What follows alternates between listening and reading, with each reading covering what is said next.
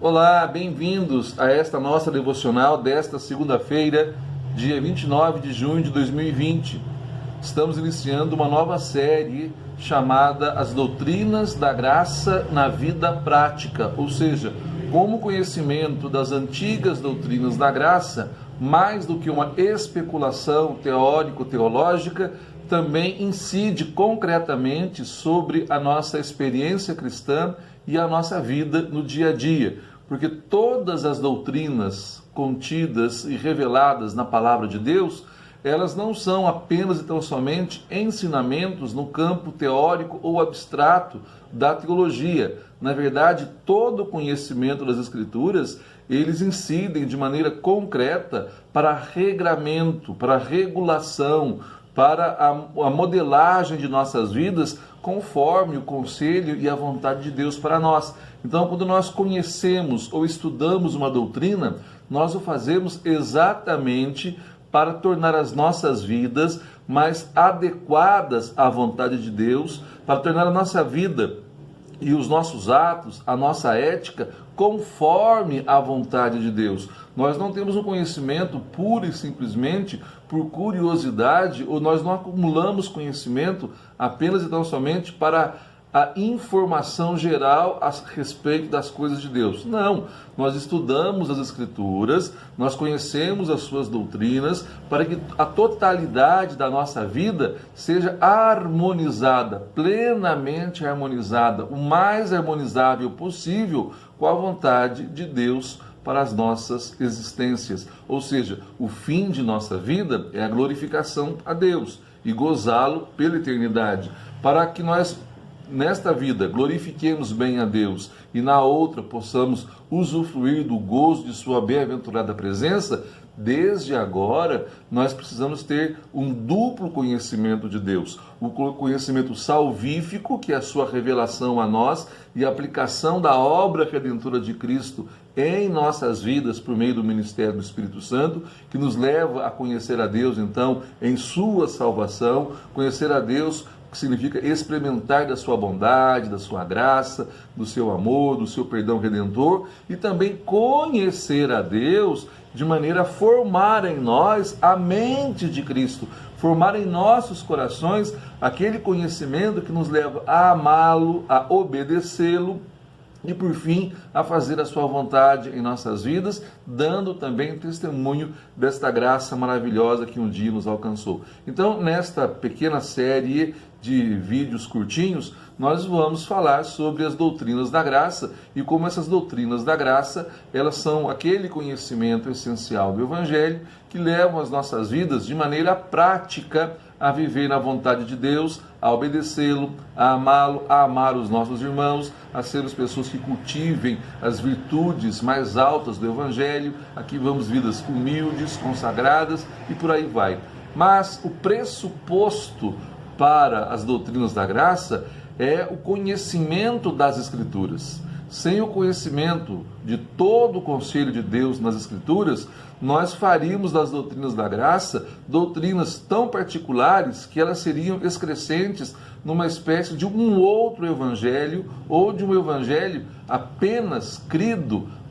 a partir das nossas próprias convicções. Porque quando nós cremos em passagens bíblicas, em verdades seletivas do Evangelho, não é no Evangelho que nós cremos, mas em nossas próprias convicções. O que é pior, nós passamos a crer numa ideia que nós fazemos do que seja a palavra de Deus. Nós passamos a idealizar a palavra de Deus conforme as nossas conveniências. Então, antes de entrarmos nas doutrinas da graça, nós precisamos entrar nesse primeiro pressuposto. A primeira premissa é checar se nós conhecemos as Escrituras no seu esquema geral, se nós conhecemos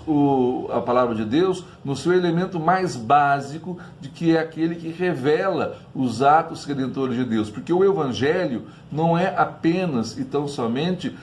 a história que conta a vida de Cristo, nos demonstra os ensinos de Cristo e apontam para a obra de Cristo. E isso também é o Evangelho. Mas o Evangelho é todo o conselho de Deus, que começa lá no Gênesis,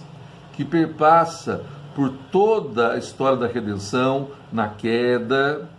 nas promessas, na redenção, até chegar na glorificação. Portanto, o esquema geral é aquele: criação, queda,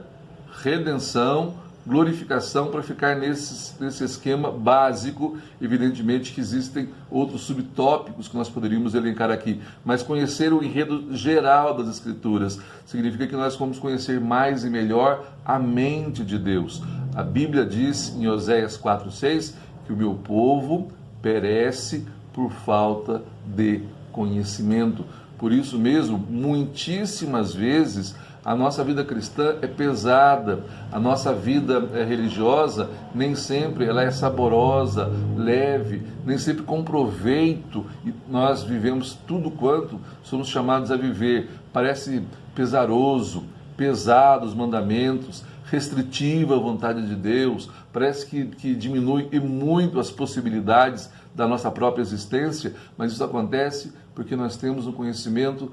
prejudicado, parcial, diminuto e muitíssimas vezes altamente comprometido com as nossas convicções e com a nossa visão caída e deturpada das coisas. Para que nós entremos no próximo vídeo, começar a falar das antigas doutrinas da graça, a sua validade permanente e a sua incidência concreta sobre a nossa vida, inclusive para a nossa plena felicidade. É preciso que nós nos certifiquemos de que nós conhecemos todo o conhecimento de Deus, que nós cremos na palavra de Deus como ela é, palavra que não pode falhar, de um Deus que não pode mentir, palavra que revela não só o suficiente, mas palavra que revela aquilo mesmo que importa em nossa salvação. Certifique-se de que você crê no Evangelho, de que você conhece o Evangelho, de que você conhece o esquema geral da salvação, de que você não crê apenas e tão somente